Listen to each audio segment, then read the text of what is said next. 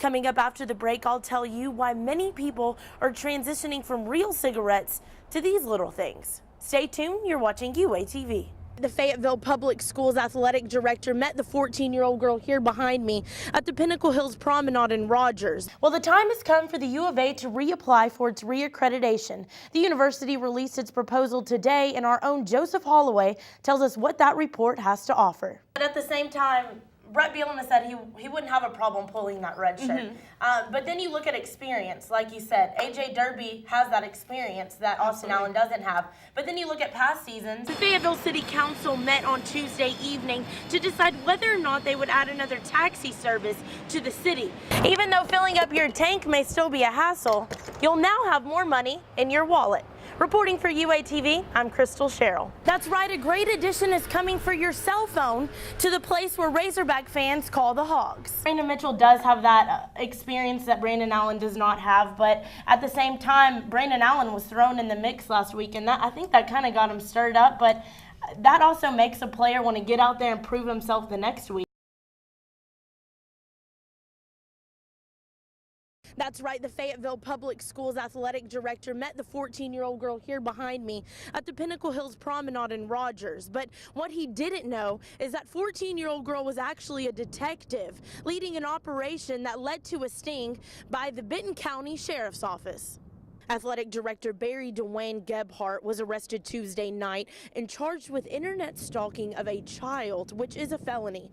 The Benton County Sheriff's Office started investigating Gebhardt at the beginning of October after they found an inappropriate post he put on a social application called Whisper. In the state of Arkansas, that carries 6 to 30 years, up to a $15,000 fine. According to court documents, the detective talked with Gebhardt for about 2 weeks, posing as an underage girl. Obviously, being an adult, you can't contact a juvenile and talk about some of the things that were spoke about and pictures sent. It's just against the law, period. Now behind me here is the Fayetteville Athletic Complex for the high school, where Gebhardt has been employed for 30 years. Gebhardt is now on an administrative paid leave from the school district, and his arraignment has been set for December 2nd with a bond of $75,000. Now, until that arraignment in December, he is not allowed contact with a minor unsupervised, and he is not allowed any access to the internet. Reporting for UATV, I'm Krystle Sherrell. With temperatures getting colder, a local emergency shelter is helping the homeless find a refuge when the thermometer drops to dangerous levels. Our own Krystle Sherrell is live in studio to tell us what these services are available to those who don't have shelter during the freezing weather. Krystle. That's right, Veronica. With the weather getting so much colder, there are many people in Northwest Arkansas who have nowhere warm to go to sleep. So the Salvation Army is gearing up with cots and beds to serve those people in need. The Salvation Army is serving as an emergency shelter during the freezing weather. They're offering a shelter along with a hot meal every night at 5 o'clock. And in some cases, they're even giving clothing vouchers to families without warm clothing. Area Commander Major N.J. Pope says that when the shelter is full, they are prepared with backup cots and extra room. They come in out of the cold. So they, yeah, right now we're getting more simply because of that. We do want to make sure that on those cold nights they are taken care of. The most satisfying thing I think about my job is the fact that I know that I'm doing what God wants me to do. Now, if the temperatures do not reach above 23 degrees on any given day, the shelter will remain open for a whole 24 hours each day.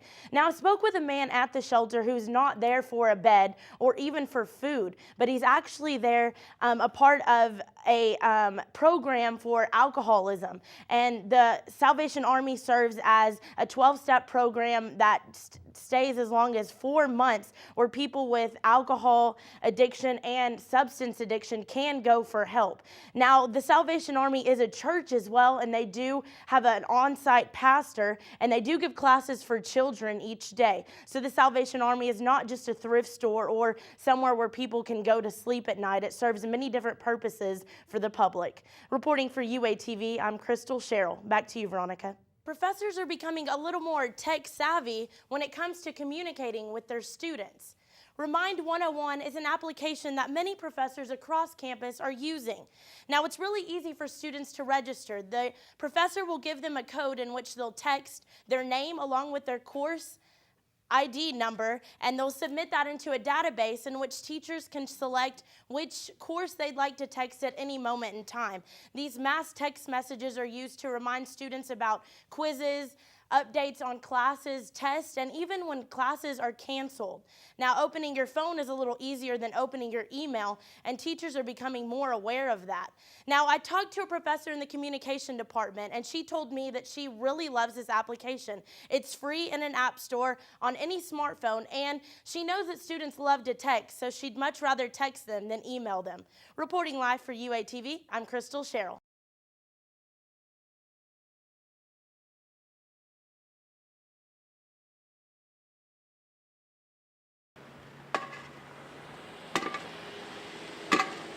Stay inside. I wouldn't try to attempt it. With almost a week of snow and ice covering the streets, students and area residents are wondering why some roads still aren't clear and who is to blame. It definitely makes it harder to get to class, I will say, because I know I have a lot of people that I know that didn't come today because they couldn't get off the back neighborhoods. Most of the ice is cleared off the major roads, but the back roads and neighborhoods are still frozen and slick. But the city of Fayetteville is not fully to blame. Roads surrounding the university, such as this one behind me, Razorback Road, are the responsibility of the University of Arkansas. But other roads, like this one, Martin Luther King Jr. Boulevard, is the responsibility of the state of Arkansas to make sure that the ice and snow is cleared off of these streets. Neighborhoods and back roads in Fayetteville are the responsibility of the city. And then it's left up to owners and business management to make sure that apartment complexes and businesses are cleared of snow and ice. I don't want to wreck, and being a student, I still am on parents' insurance. I would just say if you're in a dangerous part of the neighborhood, I wouldn't attempt it. It's too risky for everyone. According to the Fayetteville Transportation Department, crews are working around the clock to make sure the rest of the ice and snow is removed from the busiest streets and intersections first, then neighborhoods if possible. You can expect the temperatures to rise within the next few days, which should definitely melt this ice and snow. Reporting for UATV, I'm Krystle Sherrell.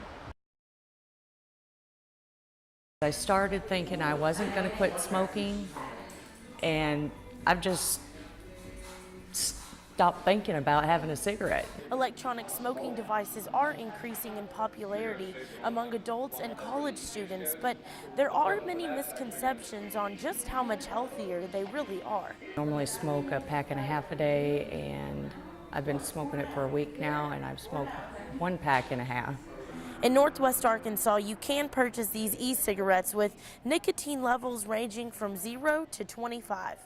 The cost of these electronic devices are over 20% cheaper than a pack of just regular cigarettes, according to the Arkansas State Tobacco prices. I spend $140 a month on cigarettes, and these are $3.99 for a carton. With these e-cigarettes, you are not getting carbon monoxide, secondhand smoke, odors, ash, and you can actually take them in most public places. I'm not coughing as much. I can smoke in the house.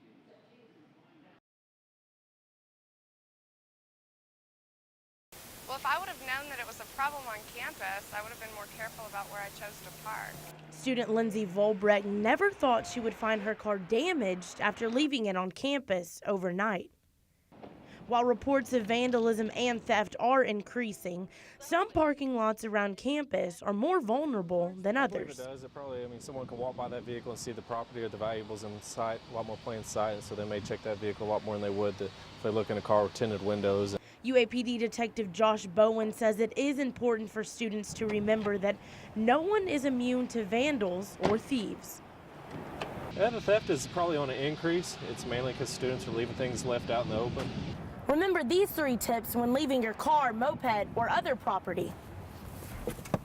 They could save you from theft and damage. Park in well-lit areas or where there is heavy traffic or pedestrian flow. Always be sure to lock your doors, trunk, and other compartments where people might be able to get into. And do not ever leave anything in the open, such as wallets, electronics, bags, or anything else people can see from the outside. We make it a routine to check every parking lot every shift to make sure those vehicles are secure, but just to follow those rules and keep your valuables hidden out of the vehicle, put them in the trunk or under your seat or in your dorm room with you. Reporting for UATV, I'm Krystle Sherrell. Ices aren't the only cheap thing you'll find in gas stations in Northwest Arkansas. Gas prices are lowering as well. The state of Arkansas can expect to see gas go below the $3 mark for the first time in 3 years, according to AAA analysts. I'm paying for a lot of tuition, like my apartment, so it's just nice to not have to pay a lot for something that I'm just moving around in. If there's not a decrease already, by Thanksgiving, you should see gas lower in as many as 33 states.